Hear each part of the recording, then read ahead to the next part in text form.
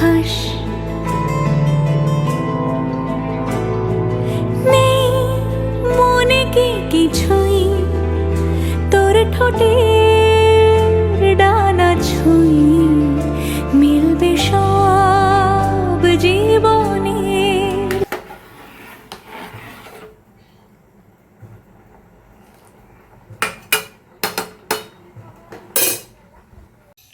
ভাত বসিয়ে দিয়েছি ঘুম থেকে উঠে, তো ভাত এখন একটুখানি হতে বাকি আছে। সুপ্রভাত বন্ধুরা, কেমন আছো তোমরা সবাই? আশা করছি তোমরা সবাই ভালো আছো, সুস্থ আছো। তোমাদের ভালোবাসায় আমরাও কিন্তু অনেক অনেক ভালো আছি। রাই টুকস ব্লগে আমি রাই আবার একটা নতুন ব্লগ নিয়ে তোমাদের কাছে চলে এসেছি। আশা করছি তোমাদের খুবই ভালো লাগবে। ভিডিওটা দেখতে থাকো, আমার সঙ্গে থাকো। শরীরটা না সেরকম একটা ভালো না, ঠান্ডা ঠান্ডাও লেগে গেছে। আর আমি সেরকম কিন্তু একটা মাথায় তেল দিই না। দেখো মাথায় তেল দিয়েছি মানে প্রায় 1 বছর বাদে মাথায় মনে হয় তেল দিলাম। মোটামুটি মাথায় সেরকম তেলই দেওয়া হয় না, মানে শরীরটা এত খারাপ না লাগছিল গতকাল রাতে, আর মাথাটা এত ঘোরাচ্ছিল, ওই জন্য মাথায় দেখো তেল দিয়েছি। তো যাই হোক, আজকে আবার চুলে শ্যাম্পু করে ফেলবো। মাথায় তেল দিয়ে একদম থাকতে পারি না। তো চলো রান্নাঘরে তো ঢুকে পড়েছি। রান্নার কি করছি সবই তোমাদের সাথে শেয়ার করবো। রান্না কি করছি, সারাদিন কী করছি, টুকিটাকি ঘরের কাজকর্ম সবটাই যতটা পারবো তোমাদের কাছে তুলে ধরার চেষ্টা করব। তোমাদের যদি আমার ভিডিওটা ভালো লাগে অবশ্যই একটা লাইক কমেন্ট শেয়ার করে দিও। আর যারা চ্যানেলে নিউ ভিউয়ার্স আছো, যারা এখনও পর্যন্ত আমার চ্যানেলটিকে সাবস্ক্রাইব করেনি, তাদের যদি আমার ভিডিওগুলো দেখে ভালো লাগে অবশ্যই আমার চ্যানেলটিকে সাবস্ক্রাইব করে দেবে। চোখের তলা যেন আছে মানে কেমন ডার্ক স্পট পড়ে গেছে এরকম, কিন্তু না আমার চোখের তলাটা ওরকম না, এরকম লাগছে কেন কি জানি। এমনি তো আমার ঘরে একটুখানি লাইটটা কম ঠিক আছে, ওরকম লাগছে। তো যাই হোক, এই যে লাল শাক নিতে এসেছিলাম, গতকাল রাতে নিয়ে এসে রেখে দিয়েছিলাম। পড়াতে গিয়েছিলাম তখন একেবারে ওই পথে আসার সময় টুকিটাকি বাজার করে নিয়ে এসেছিলাম। আর তোমাদের দাদাভাই তাই গাদা গাদা সবজি কিনে নিয়ে এসেছিলো। 2 জন মানুষ অত সবজি খাওয়া যায়? আর সবজিগুলো সব নষ্ট হয়েছে, জানো না কি বলবো। তো চলো রান্নাঘরের দিকে যাওয়া যাক। চলে এসেছি রান্নাঘরে। লাল শাকটাকে একটুখানি জলে ভিজিয়ে রাখি। লাল শাকে না একটু বালি বালি টাইপের থাকে, এই দেখো, দেখেছো? দেখো শরীরটা ভালো লাগছে না, বললাম না গতকাল রাতে দেখো থালা পড়ে আছে, দেখেছো? গতকাল রাতের থালা পড়ে আছে মেশিনে, আর এই মানে বাটি টাটি সব পড়ে আছে। আমি আর খাইনি, তোমাদের দাদাভাই খেয়েছিল, সেই সমস্ত বাসনপত্রগুলো পড়ে আছে। আজকে রান্না করব পনির আলুর তরকারি, লাল শাক ভাজা, আর একটা কিছু একটা করব। কি করব দেখি, যেটাই করব তোমাদের সাথে অবশ্যই শেয়ার করব। তো চলো ভিডিওটা দেখতে থাকো আর আমার সঙ্গে থাকো। একটা প্লেন যাচ্ছে, আওয়াজ পাচ্ছ? এই দেখো আওয়াজ পাওয়া যাচ্ছে, কিন্তু এখান থেকে তো দেখানো যায় না, দেখানোটা সম্ভব না, ঠিক আছে? তো আমাদের বাড়ি থেকে তো তোমাদের সাথে শেয়ার করি, কিন্তু গেল আওয়াজটা পেলে তো। আজকের বাইরের ওয়েদারটা বেশ ভালো, মানে যেমন গরম আছে আর তেমনই মানে রোদের তেজ তারাও দেখাচ্ছে, দেখো।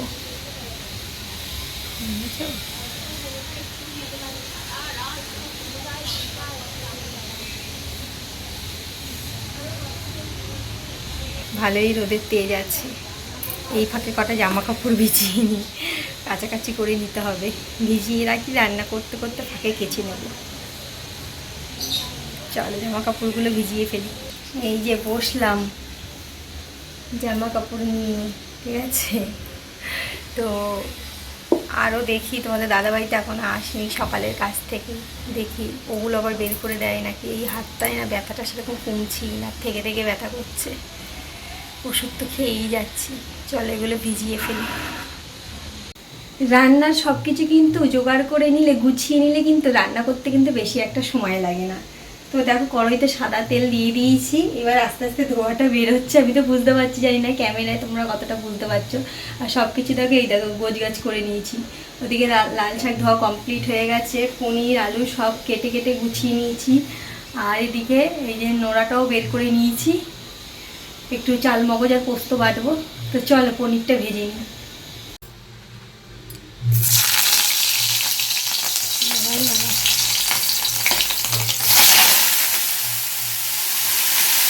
দেখেছো?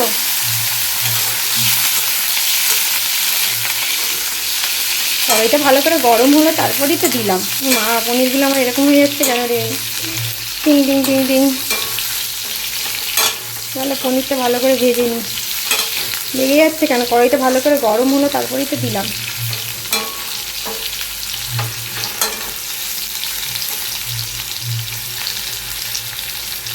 আমার তো পনির খেতে ভীষণ ভালো লাগে। তোমাদের কেমন লাগে কমেন্ট বক্সে জানিও তো।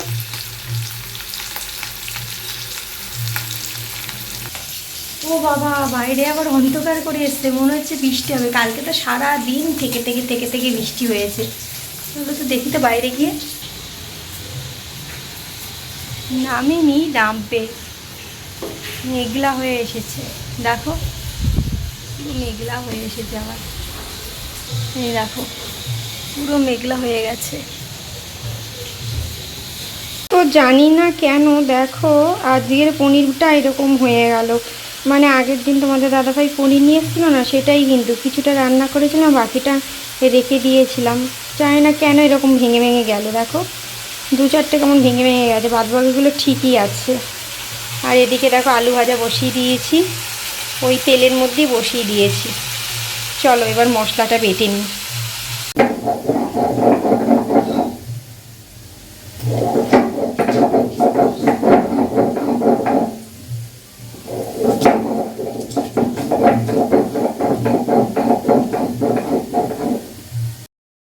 এই কৌটোগুলো পরিষ্কার করেছিলাম, তার জন্য দেখো মশলাগুলো এই বাটিতে সব ঢেলে রেখে দিয়েছিলাম।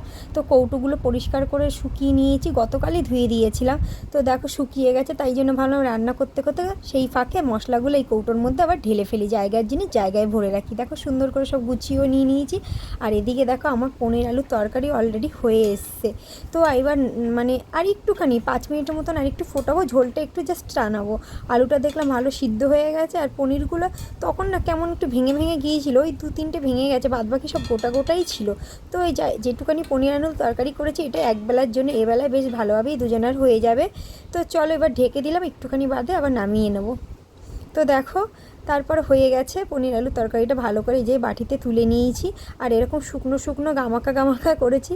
তোমাদের দাদাভাই বললো একটু শুকনো শুকনো গামাকা করো, একটু গ্রেভি গ্রেভি টাইপের। তারপর তোমাদের দাদাভাই চলে এসছে। তো এই যে দেখো একটুখানি পোলাওটা গরম করে নিচ্ছি। তো পোলাওটা বাড়িতে বানাইনি, এটা হচ্ছে আমাদের পাড়ায় যে ভোলে বাবার মন্দিরটা আছে, ওখানটায় হচ্ছে কি প্রসাদ দিয়েছিল গতকাল রাতে, পোলাও আলুর দম অনেকটাই দিয়েছিল। তো কিছুটা ছিল, সেটাই রেখে দিয়েছিলাম। দেখো সকালবেলা এই যে গরম করে নিচ্ছি, আর গরম করে তারপর খেয়ে আবার সোজা রান্নাঘরে চলে এসেছি। তো এই ভাবলাম না যে হচ্ছে সকালবেলা তোমাদের বললাম পনির আলুর তরকারি করবো, লাল শাক ভাজবো, আর কিছু একটা তরকারি করবো। তোমাদের দাদাভাই আসলো, জিজ্ঞাসা করলাম কী করি বলো তো। বলে কি পটল আলু নিরামিষ তরকারি করো না, হচ্ছে কি তোমার হাতে নিরামিষ পটল আলুর তরকারি আমার চিংড়ি মাছের দিয়ে থেকেও ভালো লাগে। মানে চিংড়ি মাছ দিয়ে যে পটল আলুর তরকারিটা করা হয়, সেটার থেকে নাকি আমার হাতের ওর এই নিরামিষ পটল আলুর তরকারিটা ভীষণ ভালো লাগে। তো আমার এই রেসিপিটাও কিন্তু পর্ণার কাছ থেকে শেখা। আমি তোমাদেরকে আগেও বলেছি, এখনও বলছি, মানে আমার প্রচুর রান্না পর্ণার কাছ থেকে শেখা, আমার মায়ের কাছ থেকে শেখা। তো যাই হোক, এই যে পটল আলুর তরকারিটা দেখো বসিয়ে দিয়ে গ্যাসটাকে একটুখানি কমিয়ে দিয়েছি। আর পটল আলুটা ভাজতে ভাজতে সেই ফাঁকে ফাঁকেই কিন্তু আমি টুকটাক করে দেখো সব বাসনপত্র সব পরিষ্কার করে নিয়েছি, সেটাই তোমাদের দেখালাম। আমার না বাসনপত্র ফেলে রাখতে ভালো লাগে না, খুব যদি আমার শরীর খারাপ থাকে কিংবা ধরো আমার ভালো লাগছে না, সে তখন ছাড়া আমি বাসনপত্র ফেলে রাখি না, মানে মেজি নিই। তো দেখো শাকটা আমার ভাজা হয়ে গেছে, শাকটা এত ভালো ছিল, পুরো একদম মানে একদম মজি একটুখানি হয়ে গেছে। আর এই যে রান্নাঘরে শুধু এই কড়াইটাই বাকি, আর এই থালাটার গ্যাসটা মুছলেই হয়ে যায়। তো রান্নাঘরেও সব পরিষ্কার করা হয়ে গিয়েছিলো। তারপর দেখো সমস্ত কিছু কেচে নিয়েছি, ঠিক আছে। জানি না আবার কখন হুট করে বৃষ্টি আসবে, কেচে তো নিলাম। কাছাকাছি করতে গিয়ে আমিও পুরো ভিজে স্নান হয়ে গেছি। চলো বন্ধুরা একেবারে স্নান করে আসি, তারপর তোমাদের সাথে কথা বলছি। আজকের মতন স্নান পুজো খাওয়া দাওয়া সব কিছুই কমপ্লিট, মানে এবেলার মতন। তো বাবা এই আসলাম, চুলে শ্যাম্পু করেছি। আমি না চুলে তেল দিয়ে একদম থাকতে পারি না, জানো না কি বিরক্তকর লাগে, মানে এতটা গরম লাগে না, মানে চুলে হচ্ছে কি তেল দিয়ে থাকলে। আর গরমও পড়েছে, মানে কীরকম বলো তো, সেরকম যে মানে মাঝে যেরকম একটা যেন একটা বিচ্ছিরি মানে গরম ছিল না, ওরকম গরম নেই, গরম আছে মানে সেরকম একটা গরম নেই যে রাস্তাঘাটে বেরোনো যেত না। বাবা রে বাবা, মানে পাকা ছাড়া একটা মিনিটও বসা যেত না, এরকম বিচ্ছিরি গরম। আর এখন দেখো এই স্যাঁতস্যাঁতে বর্ষাকালে না এই একটাই সমস্যা। আজকেও বৃষ্টি এই হচ্ছে একটু আবার বন্ধ হয়েছে, কিন্তু গতকাল খুব বৃষ্টি হয়েছে, বেশ ভালোই জোরে জোরে বৃষ্টি হয়েছে। আর দেখো এই দেখো প্রচুর হেয়ার ফল হচ্ছে, মাঝে কিন্তু হেয়ার ফল হওয়া বন্ধ হয়ে গিয়েছিল আমার প্রচুর, মানে আবার দেখো হেয়ার ফল হওয়া শুরু হয়ে গেছে। এরকম যদি মাথা থেকে যদি এরকম চুল পড়তে থাকে খুব তাড়াতাড়ি টাক পড়ে যাবে। দেখো চুল টানছি আর চুল বেরিয়েই যাচ্ছে, মানে উঠেই যাচ্ছে নি। কত পড়বি পড়ার প্রতিযোগিতায় আমার চুল প্রথম হবে মনে হয়।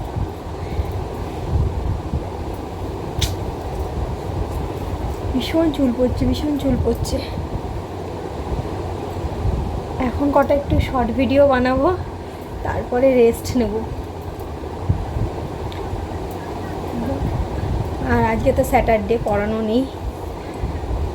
যদি কখনো ছুটি করি তখন স্যাটারডে পড়াতে যেতে হয়, কিন্তু এই সপ্তাহে একটাও ছুটি করিনি। ছুটিটা আমি কম করারই চেষ্টা করি, নাহলে নাই দুদিন সপ্তাহে ছুটি থাকে, সেই ছুটির দিনে যদি পড়াতে যেতে হয় তখন আর ভালো লাগে না। মানে বিশেষ কোনো কারণ ছাড়া আমি ছুটি করি না, হয়তো আমার খুব অসুবিধা কিংবা আমার শরীর ভীষণ খারাপ কিংবা কোথাও যেতে হলো আর্জেন্ট, এইসব কারণেই ছুটি করি, এছাড়া আমি ছুটি করি না। ভাল লাগছে না, শরীরটা দিচ্ছে না, মানে সকাল থেকে উঠে না যুদ্ধ করতে শুরু হয়ে যায়, যুদ্ধ বেঁধে যায় না রীতিমতো।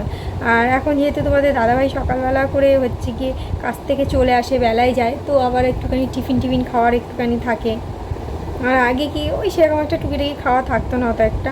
ও হচ্ছে কি বাইরে দিয়ে বেশিরভাগ খাবারটা নিয়েই আসতো, কচুরি টচুরি এগুলো নিয়ে আসতো, কচুরি টচুরি যাই হোক, এগুলো তো আমাদের বাঙালিদের হ্যাবিট বলো, এই কচুরি টচুরি শাক টাক এগুলো আমরা কিছু একটা যুক্ত করা আমাদের বাঙালিদের কিন্তু হ্যাবিট।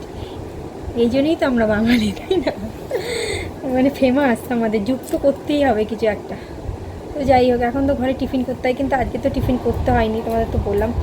কালকের আমাদের পাড়ায় প্রসাদ দিয়েছে, ভোলে বাবার পুজো হয়েছিল কদিন আগেই হয়েছিল, মানে গত সোমবার মনে হয়েছিল ভোলে বাবার পুজো, এই সোমবার তার আগের সোমবার পুজো হয়েছিল।